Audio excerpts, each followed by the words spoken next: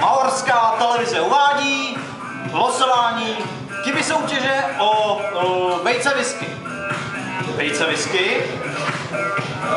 Lidi, kteří jsou v osudu. A protože slyšná asistentka je strašně stydlivá, tak dělá kameramanku a Kiwi osobně to losuje, jo?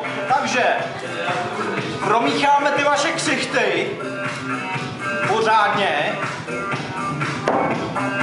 Ukážeme ještě jednou cenu, nebo dvakrát.